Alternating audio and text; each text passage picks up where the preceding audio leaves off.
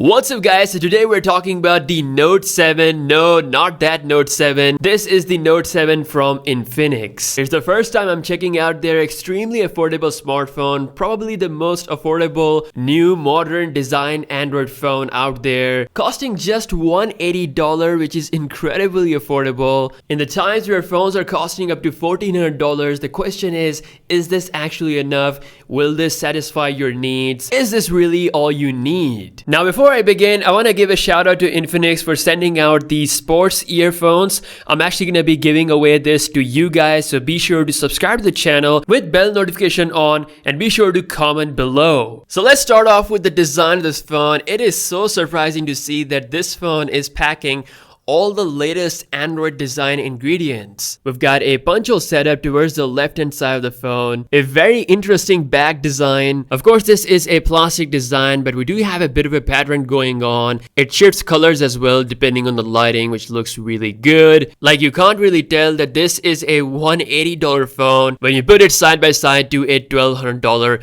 phone. From both back and front design wise, I gotta say it holds up pretty well, and I'm actually impressed. It comes with a fingerprint scanner towards the right hand side of the phone, which also acts as a power button. I'm really happy to see that it is extremely fast, like just one touch and it just unlocks instantly. Now for some odd reason we don't have the Type-C port towards the bottom, but I'm gonna let that slide because we actually have a 3.5mm headphone jack, which is such a rare feature to have in 2020. Now taking a look at the display, we have a 6.95-inch screen, which is absolutely huge. This is an IPS LCD panel with a HD plus resolution. It's not quite full HD plus, but it's a little bit above 720p. The colors are pretty decent and I'm satisfied with the brightness as well. I've not faced any issue viewing the screen outdoors. For the price, I think it does absolute justice, and since it's such a large display, you're gonna have a lot of fun playing games. It's also rocking stereo speaker system, which is nice. Not the best, but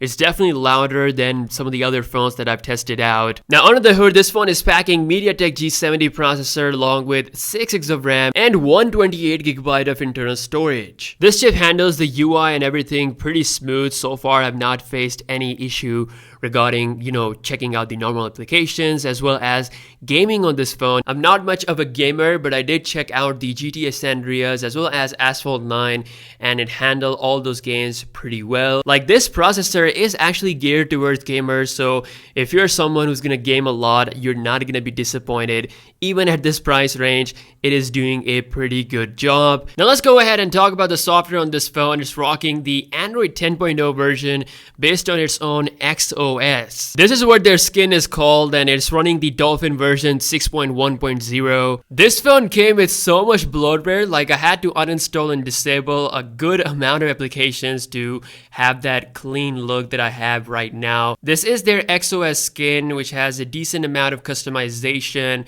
But overall, just a very basic, softer skin, nothing too crazy going on. It does have some cool features such as Smart Panel, which includes some of your favorite applications and functions like taking a screenshot, setting an alarm, or opening a specific area of the application such as subscriptions with YouTube or the trending tab. It has a game mode built in, which also has a gaming anti-addiction. So if you play games for more than 2 hours, it reminds you to basically take a chill pill. Also, this phone comes with a WhatsApp mode. If you enable this basically stops the other applications taking your data. Only WhatsApp will utilize your mobile data so that other apps don't waste it. We also have a social turbo feature, which is actually a WhatsApp assistant. So this allows you to do a number of things such as voice recording, video beauty mode. If you do a lot of video chat, you will have that video beauty option within the WhatsApp camera, along with some extra features. So definitely WhatsApp is like a main thing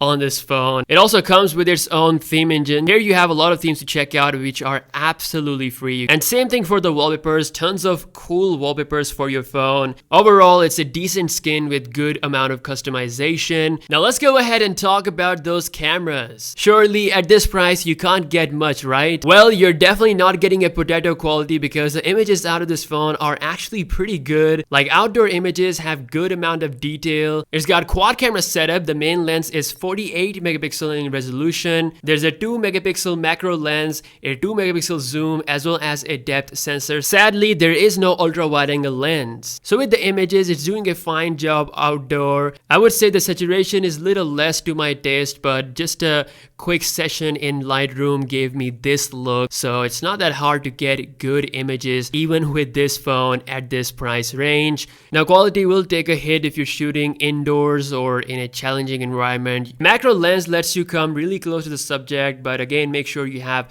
a lot of light available for that good image result. You can shoot videos up to 1080p, so no 4K option. As for the front camera, it's rocking a 16 megapixel lens. The camera application itself is also packed with a lot of features, so again, this is not gonna blow you away or anything, but for the price, you can't really complain much. Perhaps the favorite feature that I kept for the last is actually its battery. This thing is rocking a 5000 mAh battery with the support of 18 watts of fast charging, and I gotta say, because of the not so hungry processor and the display, you actually get a proper full 2 day of usage, and even beyond that depending on how lightly or how hard you use this phone. Scrolling through Instagram and Twitter and occasional gaming gave me 2 days of battery life. So all in all, in 2020, for less than $200, the Infinix Note 7 gives you a design that is similar to the higher price Android phones, a performance to handle gaming, lots of storage, an extraordinary battery life, combined with a not so bad camera experience. If your goal is to get the most affordable option out there while not having a terrible phone, then this is all you need. So thank you so much for watching this video. As always, leave your thoughts in the comment section below,